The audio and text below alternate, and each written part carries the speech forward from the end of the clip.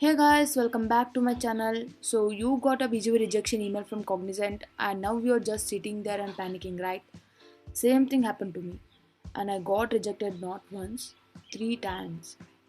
But I fixed all three, and in this video I will show you exactly how using my actual rejection email from Cognizant. So let's get started. So this is my actual rejection email. So you can see right on the screen, three things got flagged. That is my UG Marksheets. Turns out I had just forgotten to upload one semester, that's it. It was my voter ID, where I uploaded the front as one file and back as another file. Apparently, they need both sides combined into one single PDF, that is merged PDF. Nobody tells you in this anywhere, right?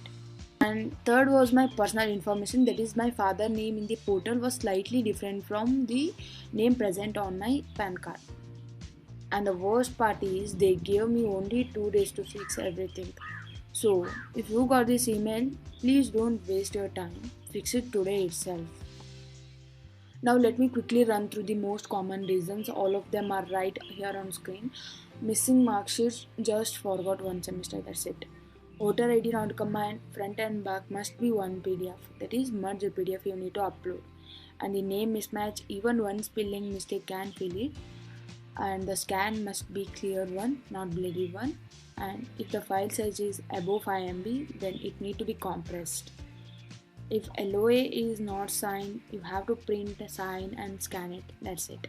Honestly, most of these are really small mistakes, you just need to know what to look for. Okay, now everything is happened, so how do you actually fix it, right? It is super simple, just follow these steps. First, you need to log into your OneC portal and go to the BGV sections.